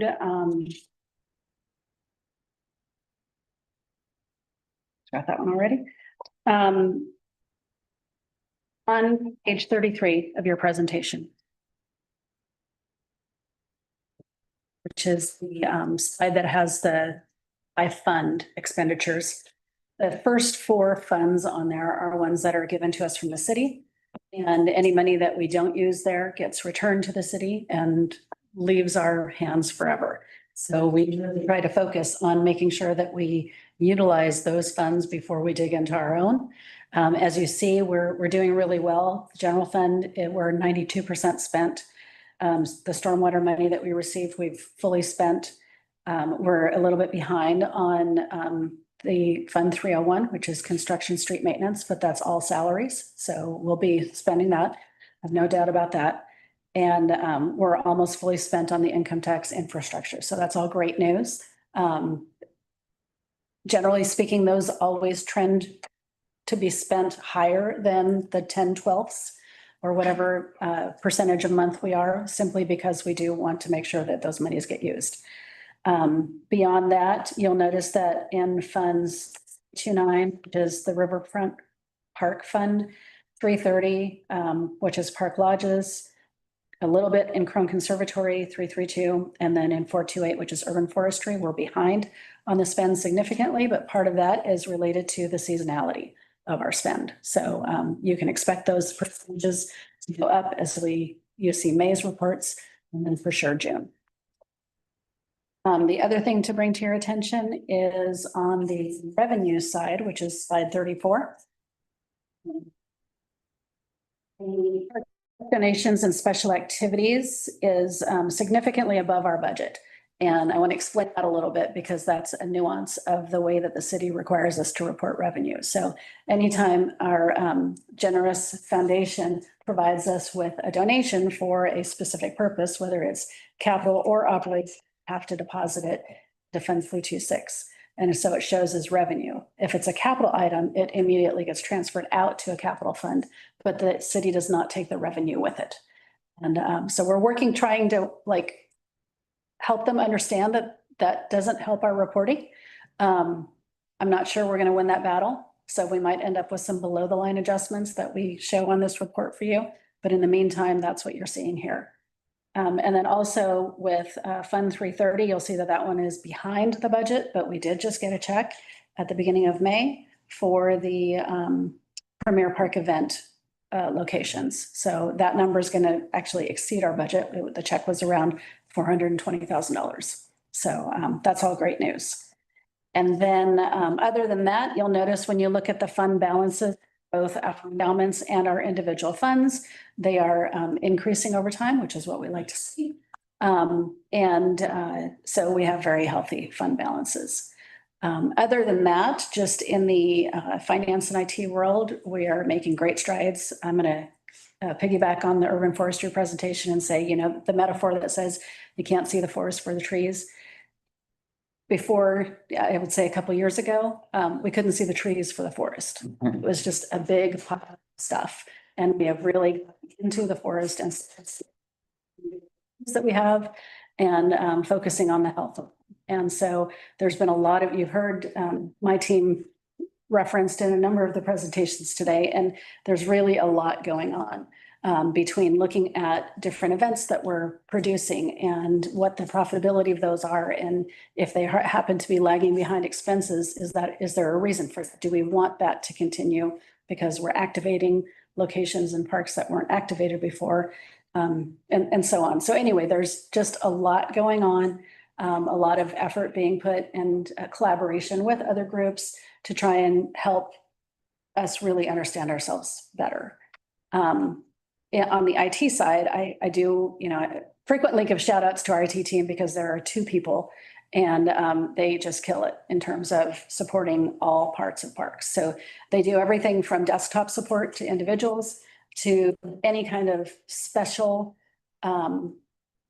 technology-based things. And so, for example, we have lighting throughout parks, right? We have outdoor lighting, we have lighting that does fun, crazy things, and all of those have an IT component to them, oftentimes related to needing internet connection or special software downloads and stuff like that. And so our IT team supports all of that. And one of the main forward-facing things that the public gets to enjoy now that has been dark for quite a while is the Crone sign. And so if you have not been by Crone Conservatory, I encourage you when you leave here, drive by there. And you're going to see this beautiful, I give shout out to our CEV team also who did the design on that, but a digital display of Destination Monarch. And we have the ability to change that sign to have it do fun graphic things. But it's lit now and you can see it during the day. It's particularly glorious at night. And so it's just really enhanced that asset within our community. And it came live right in time for the butterfly show, which is fantastic. So I'm excited to see how that changes over time. Exciting. So modern. I know, right? So with that, I'll take any questions you might have. Great work. Thank you. Do you celebrate year end and the end of June? Like, yeah, made it. You know, if you go into my office, you'll see on my whiteboard, I scheduled out every month of the year because I kept waiting for that downtime people talk about. And it just doesn't happen. It counts. Go from downtime. one thing right into another. I guess in other news, we were notified by the city that they're changing our, what we call CFS, Cincinnati Financial System. They're upgrading to a new version that's it's gonna look totally different. And so we just went through a training yesterday of, you know, here's what the new system looks like, and here's where you'll start to input stuff. Anyway, we're excited a little bit about that. But it's gonna mean a second shutdown in fiscal year 27. So we'll have the shutdown over the summer while they transition fiscal years, and then towards the middle of October or so, going into like the first week of November, we're going to be locked out again as they make that full transition. So super exciting stuff. Great work. Yeah. Thank you. Thank you.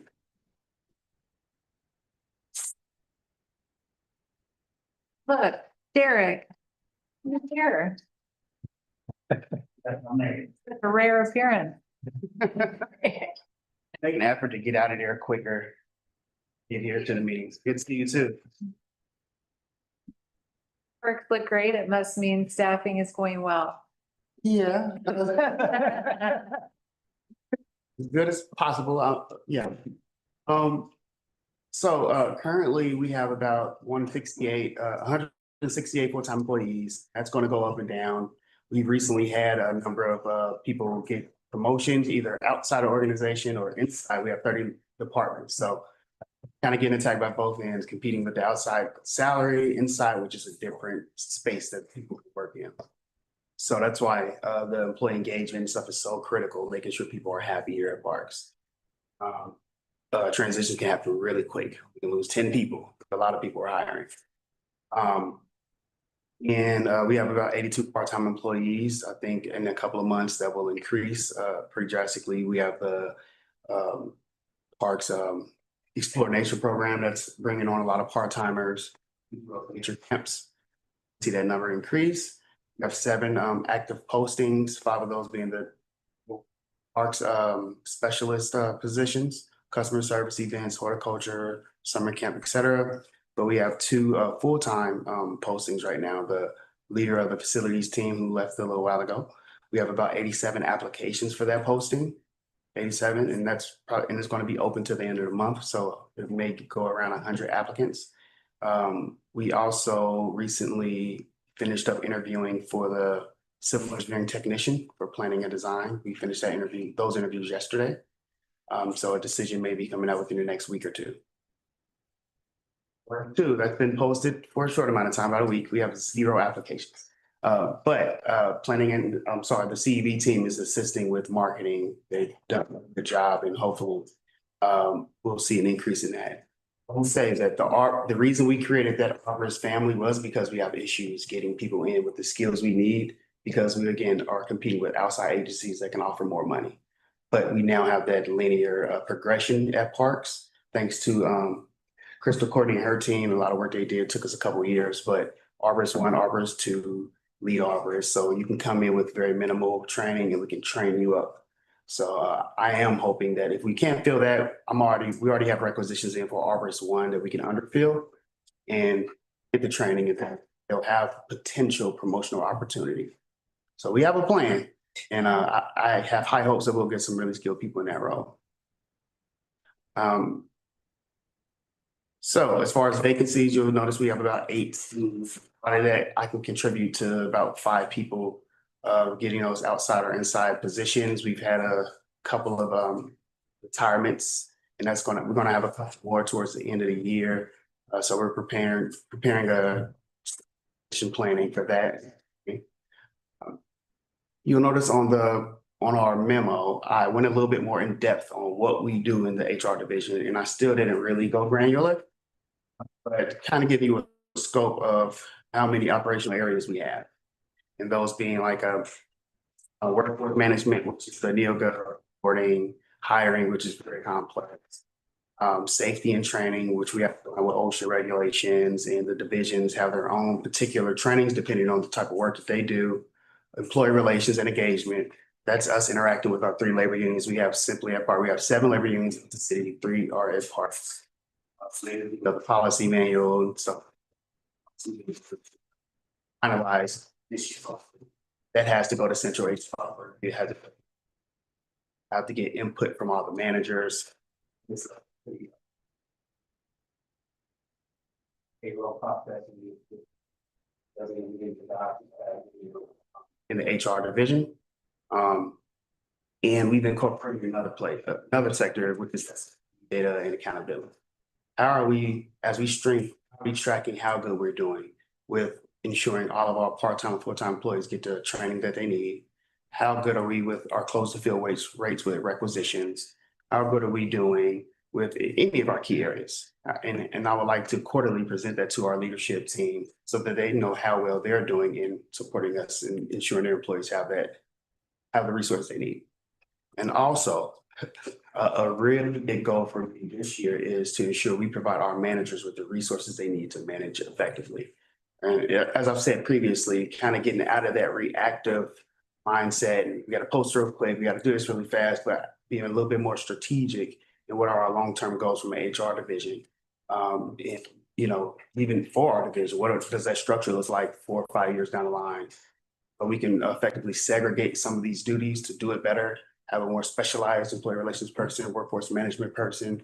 They have training specific for that because it is some complex areas. And luckily, you know, I come from central HR, so I've touched a lot of these areas, but what if I got sick? Who do we have that can make the right decisions that won't hold up our processes? You know what I mean? So that's where we're at now.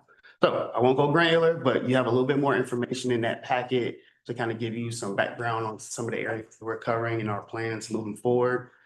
So in the next 90 days, we're going to try to finalize our SOP priorities, project plan out completion for that for the director to review and have those policies in front of him on a linear in a month by month quarterly process, so he can just kind of digest them a piece at a time. It'll be a pretty policy manual. Clarifying ownership and backup coverage for our HR function. Outstanding hiring, payroll, performance review, training gaps. Yeah, like I said, providing that quarterly leadership update. That is it. Do you guys have any questions or concerns for me? Well, I think this is evidence is what we get when we have a strong leader in position for a longer time. I mean, I've been a long time, but once you get your first couple of years under your feet and have a grip on the role, then it allows you to really get into some space where you can make some big improvements, and that's evident. Just the fun part, the strategy part. Yeah. Not as reactive. So Right. thank you. Did you have a? No, I was just noting how important this is. All right, thank you, commissioners. Nice work. See you. See you soon. Everyone's smile. I'll be here 90% of the time, hopefully moving forward. Great. Okay. Director Barron, you're up. Well, this is maybe the longest one of these director's comments I've had in a while, but it's because there is so much going on in parks right now. So I will dig right in. You've heard it mentioned a couple times, but Destination Monarch has opened the butterfly show for this year. It runs through August 9th. Here are some photos of Destination Monarch. It's a really cool show. It's always beautiful. Everybody gets so excited to see these butterflies. The bright blue butterflies, there's some black butterflies with orange on them. And then just like what you see here is the kind of daily release of new butterflies. I was over there the other day. We had our Adopt a Class field trip was there, and a box shows up from Amazon or something that looked like Amazon, and it was the Crystalis from Costa Rica. Literally arriving, they go back, they get incubated, and these are butterflies that are being released out of that net that were born that morning or overnight. Just constantly refilling. Really exciting stuff. And then if you go to the next slide, this is a video. This is our brand new butterfly. This is the very first show that is adorning the Crone Conservatory. As you can see, it is named for Vermilda Rose Janning.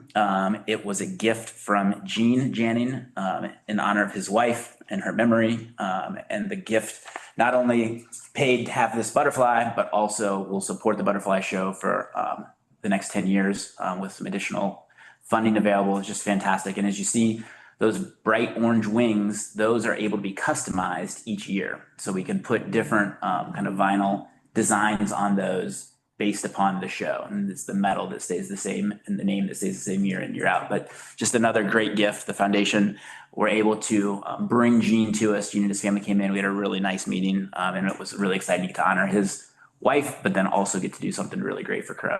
So like make it light up. And then I should note that Jenny and her team, the facilities team, have to install that every year. We were a little bit sold that no, you just like hang it up there, but it's takes a little bit more than that. And so it's going to be a bit of a complex install, deinstall every year, but totally worth it and just makes the Chrome pop. Next up, the all staff. We had our all staff meeting in April. Always great. We do it twice a year. The weather gods always look out for us and give us just an absolutely great day. So I'm probably jinxing that. But it's just great. It's fun for me. I get to see everybody that I see individually out and about as best I can, but then also just it's fun to hear other people talk about the energy in the room and the feeling that the room is gaining energy over time, which is just great to hear for me. That did not include the tug of war match, but I will note that it did include a relay race. And as you can see there, Jenny designed a relay race that mimicked different parts of the park's functions. And so there was an HR component, there was a building something component, there was a math problem to note the finance team, and the admin team never performs very well in the tug of war, but we did win the relay race. And so it was our first win for the desk folks here at admin. So it was fun. Next up is just a fun story. So this is Rocket Bear. Rocket Bear showed up at Senton a couple weeks ago, and they took him in and they quickly contacted Rocky's team in communications, engagement, and volunteers who put the message out on, they saturated the airwaves, if you will. And we were able to return Rocket Bear to their owner within a couple of hours, which is a really kind of fun connection and just, kind of the side duties of the park department. It's not all the traditional. Sometimes it's just taking care of something that pops up that day, but it showed our team working together. It was fantastic. Next up, we had a community engagement around Owl's Nest Park. We've done several. This was one where we specifically brought the opportunity to redo the baseball field at Owl's Nest in partnership with the Reds Community Fund and the Rosie Reds.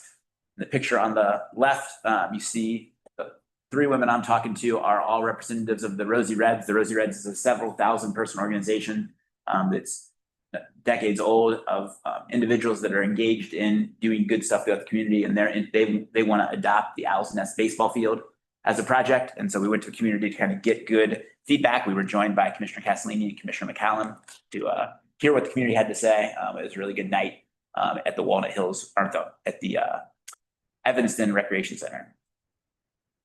Next up, Arbor Day comes at the end of April every year. This year we were at Rothenberg Academy, which is kind of in northeast over the Rhine, almost to Pendleton. We were joined by Vice Mayor Kearney and Commissioner Albee. They were very excited to be with our tree mascot. I don't look as excited. I was excited, but I don't look as excited in the photo. But it was just a great day. We were also joined by the principal of the school. The kids came out. There was a performance by maybe a 12 or 13-year-old, a singing performance that'll knock your socks off. Duke Energy was there with some of their contractors, and we planted over 20 trees on their site. This is a dense urban school, kind of crammed in. We've got 20 more trees there. Just really looking great. Great day. Next up.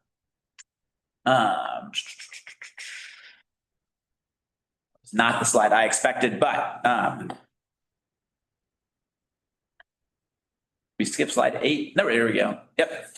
Baby coyotes. So coyotes are a natural occurrence in parks. We have a lot of coyotes. These baby coyotes were found by our team. You can see a video of them kind of playing with each other. I see coyotes here around Eden Park every once in a while. I'm always amazed. They just look like dogs that have gotten out of somebody's backyard. You can kind of tell because they're much calmer than a dog that has run away. But otherwise, according to our naturalists, coyotes are not native to here, but they have been in Ohio's ecosystem for nearly a century. And they're a natural adaptable wildlife species that are not considered to be pests, even though they are not native. So if you see one in the park, there's no reason to be alarmed. Coyotes do not want to have anything to do with us. And so you just can quietly observe them from a distance and give them space to move through the area. But this is also another reminder that that's why you keep your dogs on a leash in parks, because coyotes do not want to have anything to do with us. But if your dog is off a leash and out of your sight range or out of your area, that can cause a confrontation that your dog might be running up to think that it's playing with another dog that's out and about. Like I said, they blend right in. The coyote will not feel that way and will feel threatened. So If we stay back, coyotes are just great for our parks. So next up is events. Oh, I'm sorry. Did I miss something? Oh, I'm sorry. Yeah, you go back to slide 7. I apologize. I did skip something. I got so excited about Rothenberg Academy. We did have an Arbor Day event the next day at Smale Park, which is an annual thing we do at Smale. We gave away 300 saplings. We had plenty of fun for families. Like I said, gave away 300 trees. We had balloons, as you can see, a person on stilts doing balloon animals. We also had a petting zoo. Just a really cool event that's part of our annual Arbor Day. We not only do we have a planting at a school and in a neighborhood, but we also have the event at Smale. Sorry, Kate. Now events. Tons of stuff going on. Rocking the Roebling starts tonight. Thankfully, we have better weather than we did last night to kick off Rocking the Roebling, but it's a summer concert series that it's the Schmidlap Lawn in partnership with the Cincinnati Lager House. One of my favorite restaurants right there in the park at Schmidlap in Smale. That starts off tonight. We have the Getting to the Point music series, which is going to be Friday nights at Sawyer Point's Schott Amphitheater. That starts tomorrow night and features up and coming local bands. We have Wednesdays of the Woods at Burnett Woods. The bandstand starts at the bandstand. It starts June 3rd and runs through August 12th. The event features lawn games, a kids art corner, food trucks, local breweries, and of course, live music. Music at the Castellini Esplanade. That is back this year every Saturday night in Smale Park, down at the Castellini Esplanade, all kinds of different local bands. This Saturday, the Stanbury Park Advisory Council, another slide, is partnering with us on a summer kickoff event featuring Madcap Puppets, live animals on display by Cool Critters, and Grammy-nominated children's entertainer Zach Morgan. We also have Mount Storm is hosting a Memorial Day picnic on Memorial Day. Takes place right after the Memorial Day parade. The event features music, fun for kids, and a grill out. Stereo 26 DJ Fest in partnership with our friends at the Foundation. This is the largest DJ festival in Cincinnati, which has roller skating, the roller skating rink, and it's just stuff all throughout Sawyer Point and Yateman's Cove, mostly Sawyer Point, on May 30th. Pickleball, the APP Vlasic. Who else to sponsor a pickleball tournament than Vlasic Pickles? But the APP Vlasic Classic pickleball tournament returns to Sawyer Point June 11th through 14th. Opportunities for everybody from beginners all the way to professionals to compete. Food, music, giveaways. Lou and the waterfront team always do a great job of partnering other activities around big events like that. The pop-up puppy party are now doing events every Monday of the month through October in the new dog park at Burnett Woods. Dogs are encouraged but not required. Anybody can come and enjoy. And the next one, they had one just this last Monday, and the next one's on June 15th. So as you can see, I love that picture of those two dogs kind of staring each other down right there in the foreground. As I'm guessing they're getting ready to chase each other around and run. Next up, just yesterday, we won for our Adopt a Class efforts. We won the best civil service team. There are 240 Adopt a Class classrooms, and that means Adopt a Class teams throughout the city. They do give out a lot of awards, but there were 10 teams nominated for best civil service team, and we were the winners of that. So it was pretty exciting to go there and have all the teams there to win that. You can see some photos there. We always plant a tree as part of this. We take them on field trips. Again, through Adopt a Class, you get one field trip where they pay for the busing. But our friends at the Foundation, this was a conversation with Jen that took less than 5 seconds, where I called up and said, hey, can we get kids to a park? And she was like, yeah, just send us the bill. And so we do 2 field trips for literally a 5-second conversation because they're always there for us. But we do 2 field trips with both of our teams, and it's just a really fun experience. As I said, we took them to see the butterfly show, and we also took them to Alt Park this year, and they got to play on the new playground. It was fantastic. Let's see. Next up, Summer in Cincy. So as part of the city manager's Summer in Cincy initiative, which gets programming for teens and young adults in the city to give them positive activities. Our part of that is teen skates at Sawyer Point at the skating rink. Again, our friends with Skate Downtown Cincinnati, Morgan and Eddie Rigaud, just do a great job of activating this. We had over 1,500 teams participate last year. 70% of them were within 10 miles of Sawyer Point, and 46% of the teams that participated were from families with household incomes of under $50,000. So just really cool. They got all kinds of stuff from lessons to activities, DJs every week. As you can see, they just recently painted an unbelievable mural on the rink that is just really, really fun and brings such activity and liveliness to it's a big concrete skating rink. So it's a lot of gray, and now it's a lot of pink and purple and red and blue and yellow. It just really looks great. That kicks off Friday, June 5th, and then runs all summer long. So good stuff. And then once again, it was just announced Wednesday, but we are, for the 11th year in a row, we're a top 10 city for parks. This year we came in at 5th, just an awesome accomplishment, very exciting stuff. Things fluctuate up and down. Last year we were 4th, this year we're 5th. There are 5 categories they measure us in. We went up in 2 of the categories. We stayed exactly the same score in 2 of the categories. We went down in 1 of the categories, which was investment. Now this is despite the fact that we went up in what we invest per citizen, but others went up more. There's also some fluctuation with that. Last year we did a lot of impactful projects like Mount Airy Bike Skills Course, the playground at Alt Park, but they weren't big dollar projects. This year we have a $5 million project underway at Smale. And as you look through Travis's report, within the next year, we could have Sit and Biochar under contract, Glenway under contract, Owl's Nest under contract, the Sawyer Point Playground under contract, and California Woods Stream Restoration under contract. And so our investment is going to fluctuate, but we are ramping up and we're heading towards, especially with these new railroad funds, hopefully pretty sustained, solid investment. So again, we're going to fluctuate, but top 10 is just such a great thing. And as I always note, our team does a great job of taking care of the parks and making them awesome. But a big part of why we have this amazing park system is that it's been important to Cincinnatians from the beginning to maintain and prioritize green space. You on the board, we as staff are all kind of standing on the shoulders of giants. And this has always been a Cincinnati value. And that's why Cincinnati called a city that is within a park.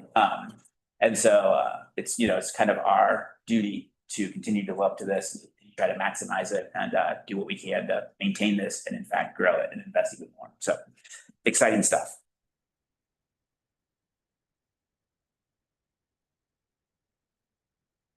Thank you. Well, we didn't break any records today, you guys. We did not, but lots of good stuff. Most information received. It's great. It's been a great meeting. Commissioners, any discussion or comments? Please. No, I have none. Oh, you have none? None. I just have one, which is to just for a moment mention Pyatt Park. I certainly was really taken aback at the backlash that came out of our last meeting.